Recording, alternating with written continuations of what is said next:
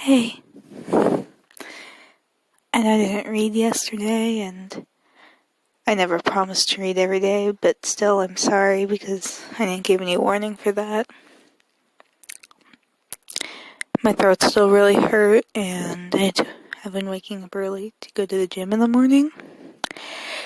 And I had a lot of homework to do too, so I went to bed before I could read, but today's Friday, and it's the weekend, so I have more time.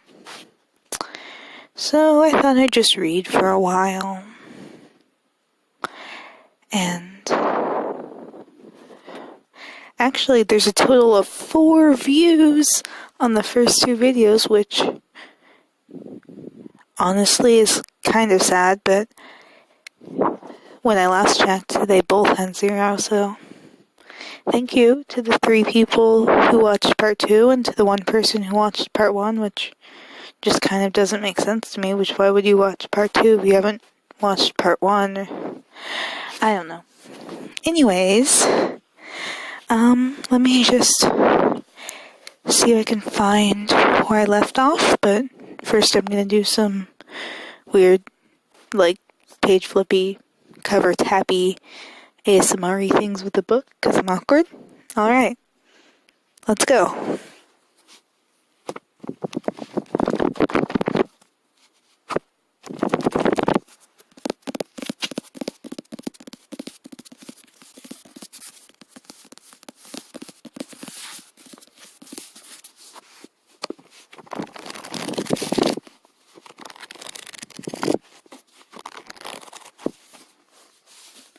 Alright, just open this up, and alright, I ended with the 3 little asterisks, so I'm just going to read a couple of sentences before that, and we'll get right into it. You couldn't see the key around my neck. It hung too low under both collars, but if I leaned in close, I could make it out, buried deep beneath. Out of sight, hard to recognize, but still able to be found, even if I was the only one to ever look for it. Cora was right. We got stuck in traffic. After hitting every red light between the house and Perkins Day, we finally pulled into the parking lot just as the bell was ringing. All the visitor spaces were taken, so Jamie swung his car, a sporty little Audi with all leather interior, into one in the students' lot. I looked to my left. Sure enough, parked there was a Mercedes sedan that looked brand new. On the other side was another Audi, this one a bright red convertible. My stomach, which had for most of the ride been pretty much working on rejecting my breakfast, now turned in on itself with an audible clench. According to the dashboard clock, it was 8:10, which meant that in a run-down classroom about 20 miles away, Mr. Barrett Hahn, my homeroom teacher, was beginning his slow, flat-toned read of the day's announcements. This would be roundly ignored by my classmates who, 5 minutes from now, would shuffle out, voices rising, to fight their way through a corridor designed for a student body a fraction of the size of the current one to first period. I wondered if my English teacher, Miss Valhalla, she one of the high-waisted jeans and endless array of oversized polo shirts, knew what had happened to me, or if she just assumed I'd dropped out, like a fair amount of her students did during the course of a year. We'd been just about to start Wuthering Heights, a novel she'd promised would be a vast improvement over David Copperfield, which she'd dragged us through like a death march for the last few weeks. I'd been wondering if this was just talk or the truth. Now I'd never know. Ready to face the firing squad? I jumped, suddenly jerked back to the present, and Jamie, who'd pulled the key from his ignition, and was now just standing there expectantly, hand on the door handle. "Oops, bad choice of words," he said. "Sorry." He pushed his door open, and, feeling my stomach twist again, I forced myself to do the same. As soon as I stepped out of the car, I heard another bell sound. "Office is this way," Jamie said as we started walking along the line of cars. He pointed to a covered hallway to our right, beyond which was a big green space, more buildings visible on the other side. That's the quad, he said. Classrooms are all around it. Auditorium and gym are those two big buildings you see over there. And the cafe is here, closest to us. Or at least it used to be. It's been a while since I had a sloppy Joe here. We stepped up on a curb, heading towards a long, flat building with a bunch of windows. I just followed him, ducking under an overhang, when I heard a familiar rat-a-tat-tat-tat sound. At first I couldn't place it, then I turned and saw an old model Toyota bumping into the parking lot, engine backfiring. My mom's car did the same thing, usually at stoplights or when I was trying to quietly drop off a bag at someone's house late at night. The Toyota, which was white with a sagging bumper, zoomed past us, brake lights flashing as it entered the student parking lot and whipped into a space. I heard a door slam and then footsteps slapping across the pavement. A moment later, a black girl with long braids emerged, running, a backpack over one shoulder. She had a cell phone pressed to one ear and seemed to be carrying on a spirited conversation, even as she jumped the curb, went under the covered walkway, and began to sprint across the green. Ah, tardiness. Brings back memories, Jamie said. I thought you could get here in 10 minutes. I could, but there were usually only 5 until the bell. As we reached the front entrance, and he pulled the glass door open for me, I was aware not of the stale mix of mildew and disinfectant Jackson was famous for, but a clean, fresh paint smell. It was actually very similar to Cora's house, which was a little unsettling. Mr. Hunter! A man in a suit was standing just inside. As soon as he saw us, he strode right over, extending his hand. The prodigal student returns home. How's life in the big leagues? Big, Jamie said, smiling. They shook hands. Mr. Thackeray, this is my sister-in-law, Ruby Cooper. Ruby, this is Principal Thackeray. Nice to meet you, Mr. Thackeray said. His hand was large and cool, totally enveloping mine. Welcome to Perkins Day. I nodded, noting that my mouth had gone bone dry. My experience with principals, in teachers and landlords and policemen being as it was, this wasn't surprising. Even without a transgression, the same fight-or-flight instinct set in. Let's go ahead and get you settled in, shall we? Mr. Thackeray said, leading the way down the hallway and around the corner to a large office. Inside, he took a seat behind a big wooden desk, while Jamie and I sat in the 2 chairs opposite. Through the window behind him, I could see a huge expanse of soccer fields lined with bleachers. There was a guy on a riding mower driving slowly down one side, his breath visible in the cold air. Mr. Thackeray turned around, looking out the window as well. Looks good, doesn't it? All we're missing is a plaque honoring our generous benefactor. No need for that, Jamie said, running a hand through his hair. He sat back, crossing one leg over the other. In his sneakers, jeans, and zip-up hoodie, he didn't look 10 years out of high school. 2 or 3, sure, but not 10. Can you believe this guy? Mr. Thackeray said to me, shaking his head. Donates an entirely new soccer complex and won't even let us give him credit. I looked at Jamie. You did that? It's not that big a deal, he said, looking embarrassed. Yes, it is, Mr. Thackeray said, which is why I wish you'd reconsider and let us make your involvement public. Plus, it's a great story. Our students waste more time on YouMe.com than any other site, and its owner donates some of the proceeds from that procrastination back into education. It's priceless. Soccer, Jamie said, isn't exactly education. Sports are crucial to student development, Mr. Thackeray said. It counts. I turned my head, looking at my brother-in-law, suddenly remembering all those pings in his Yumi inbox. You could say that, he'd said, when I asked if he had a page. Clearly, this was an understatement. Grab a few forms and we'll get a schedule set up for you, Mr. Thackeray was saying. Sound good? I realized, a beat too late, he'd been talking to me. Yeah, I said. I swallowed. Yes. He nodded, pushing back his chair and getting to his feet. As he left the room, Jamie sat back, examining the tread of one sneaker. Outside, the guy on the mower had finished one side of the field and was now moving slowly up the other. "Do you," I said to Jamie. He glanced up at me. "You own Yumi?" He let his foot drop. "Well, not exactly. It's me and a few other guys." "But he said you were the owner," I pointed out. Jamie sighed. "I started it up originally," he said, "when I was just out of college, but now I'm more of an overseeing position." I just looked at him. "CEO," he admitted, which is really just a big word, or a really small acronym, actually, for overseer. "I can't believe Cora didn't tell me," I said. You know Cora," he smiled. "Unless you work 80 hours a week saving the world like she does, she's tough to impress." I looked out at the guy on the mower again, watching as he puttered past. "Cora saves the world?" "She tries to," he said. "Hasn't she told you about her work down at the public defender's office?"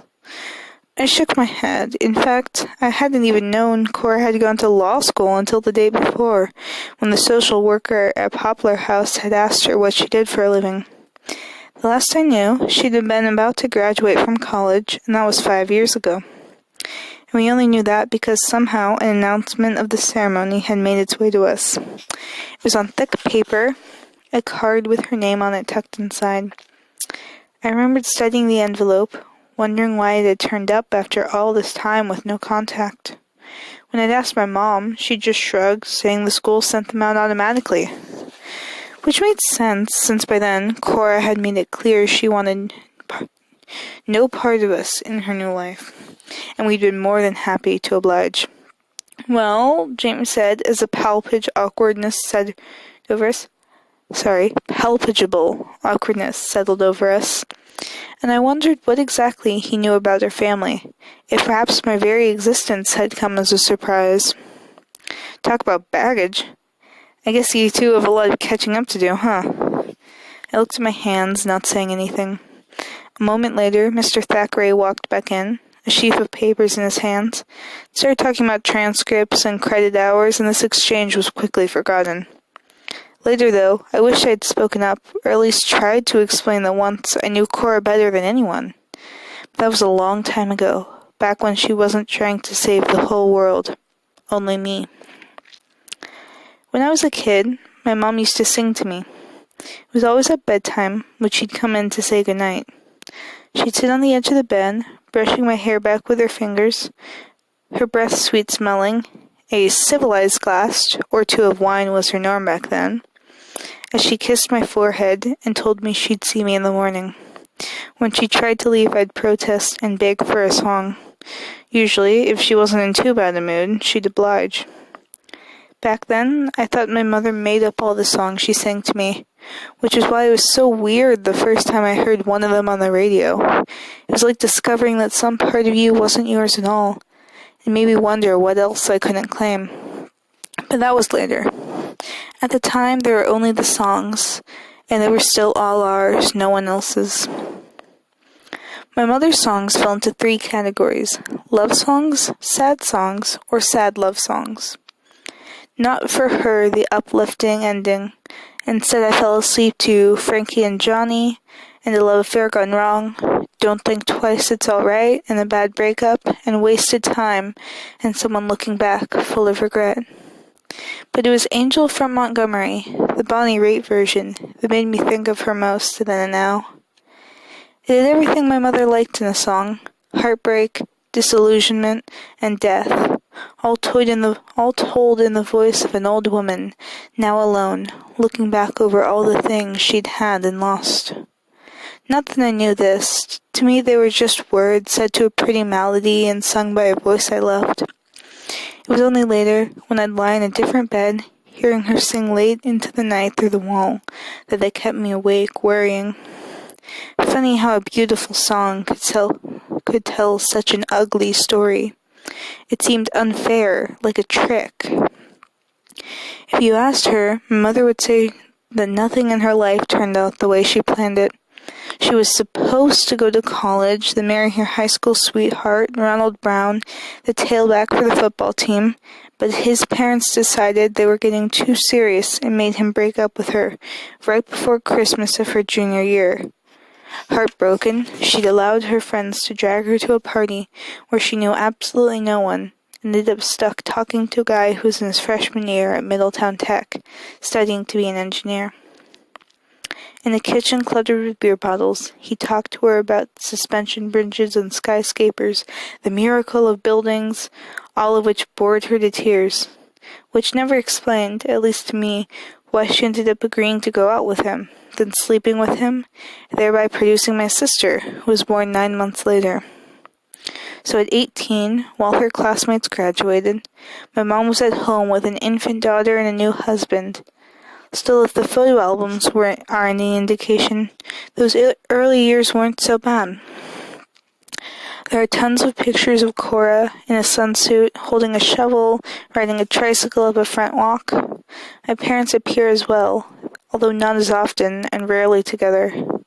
Every once in a while, though, there's a shot of them, my mom looking young and gorgeous with her long red hair and pale skin.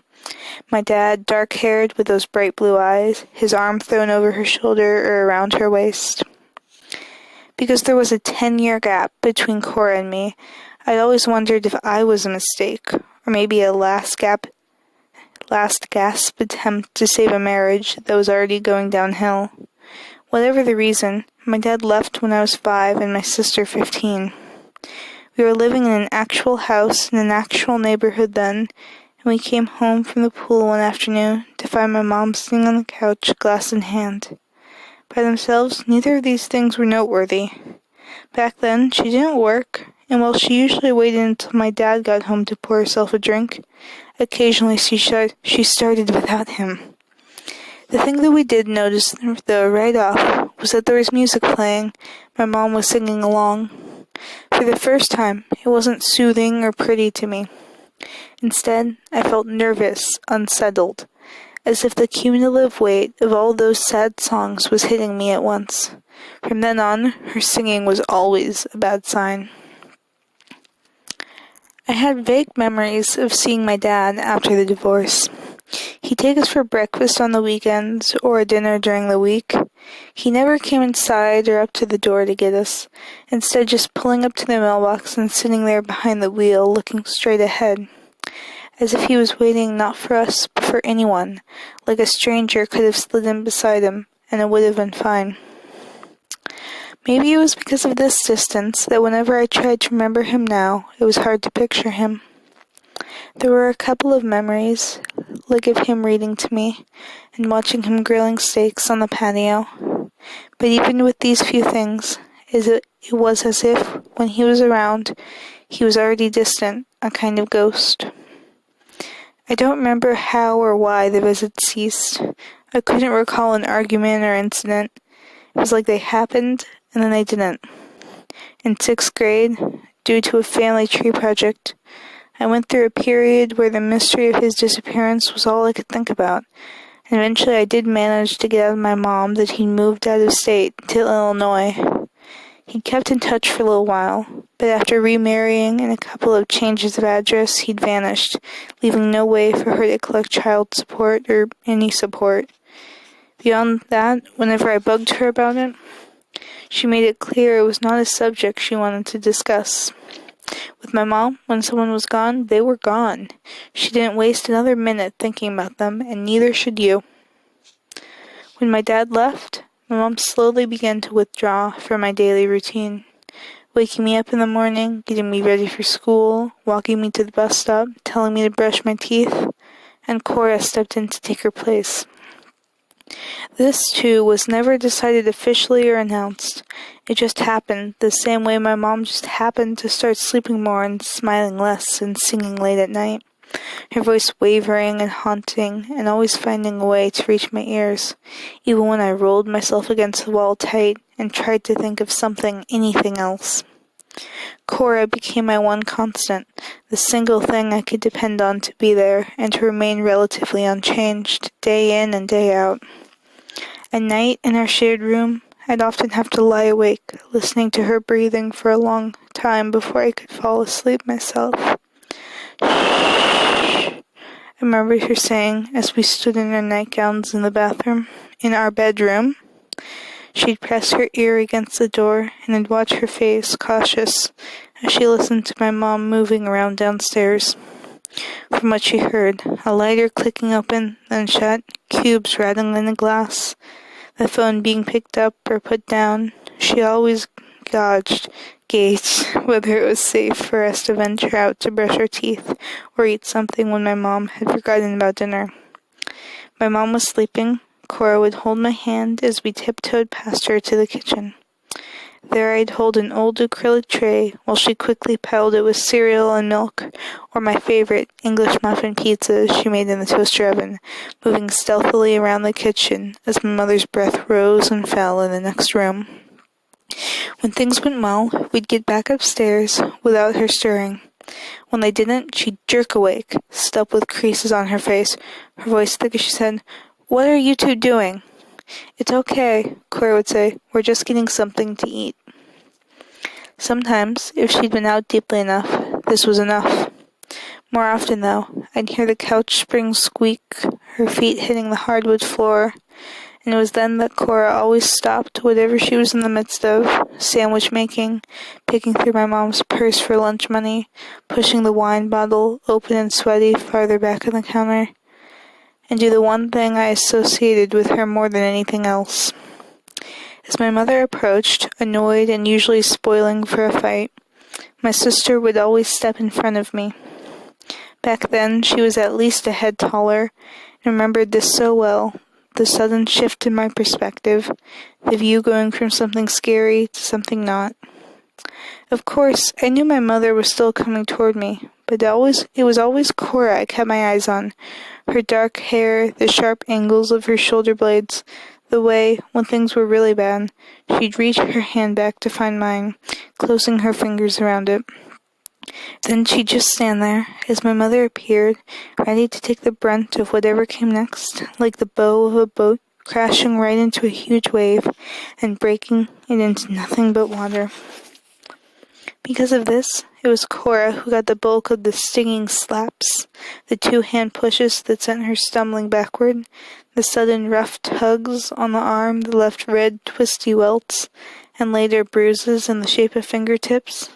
The transgressions were always hard to understand, and therefore even more difficult to avoid.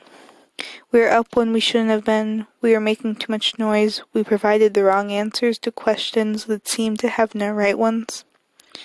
When it was over, my mother would shake her head and leave us, returning to the couch or her bedroom, and always look at Cora, waiting for her to decide what we should do next. More often than not, she'd just leave the room herself, wiping her eyes, and I'd fall in behind her, not talking, but sticking very close, feeling safer if she was not just between me and my mom, but between me and the world in general. Later, I developed my own system for dealing with my mom, learning to gauge her mood by the number of glasses or bottles already on the table when I came home, or the inflection in her tone when she said the 2 syllables that made up my name. I took a few knocks as well, although this became more rare when I hit middle school.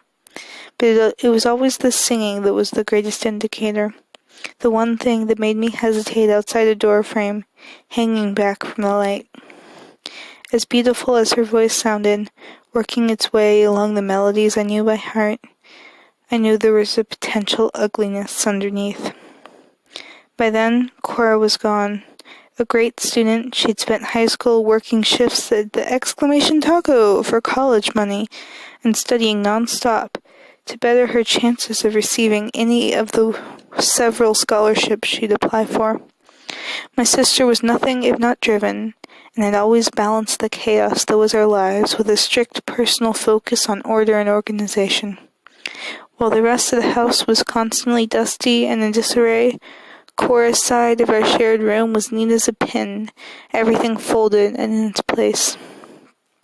Her books were alphabetized, her shoes lined up in a row, her bed always made, the pillow at a perfect right angle to the wall. Sometimes, sitting on my own bed, I'd look across and be amazed at the contrast. It was like a before and after shot, or a reverse mirror image, the best becoming the worst, and back again. In the end, she received a partial scholarship to the U, the state university one town over, and applied for student loans to cover the rest. During the spring and summer of senior year, after she'd gotten her acceptance, there was a weird shift in the house. I could feel it. My sister, who'd spent most of the last year avoiding my mother entirely, going from school to work to bed and back again, suddenly seemed to loosen up, grow lighter. People came to pick her up on weekend nights, their voices rising up to our open window. As she got their caps and speed away, she got into their cars and sped away. Girls with easy, friendly voices called asking for Cora, who'd then take the phone into the bathroom where, even through the door, I could hear her voice sounded different speaking back to them. Meanwhile, my mother grew quieter, not saying anything as Cora brought home boxes to pack for school or cleaned out her side of the room. Instead, she sat on the side porch during those long summer twilights, smoking cigarettes and staring off into the side yard. We never talked about Cora leaving, but as the day grew closer, that shift in the air was more and more palpable, until it was as if I could see my sister extracting herself from us, twisting loose and breaking free minute by minute. Sometimes at night, I'd wake up with a start, looking over at her sleeping form across the room, and felt reassured only fleetingly, knowing that the day would come soon, when there would be nothing there at all. The day she moved out, I woke up with a sore throat. It was a Saturday morning, and I helped her carry her boxes and a couple of suitcases downstairs. My mother stayed in the kitchen, chain-smoking and silent, not watching as we carried out my sister's few possessions, loading them into the trunk of a Jetta that belonged to a girl named Leslie, whom I never met before that day and never saw again. "Well," Cora had said, when she'd packed the hatchback shut, "I guess that's everything." I looked up at the house, where I could see my mom through the front window, moving through the kitchen to the den, then back again. And even with everything that had happened, I remember thinking that of course she wouldn't let Cora just go with no goodbye. But as the time passed, she got no closer to the door or to us, and after a while, even when I looked hard, I couldn't see her at all. Cora, for her part, was just standing there, staring up at the house, her hands in her pockets. And I wondered if she was waiting too. But she dropped her hands, letting out a breath. "I'll be back in a sec," she said. Leslie nodded.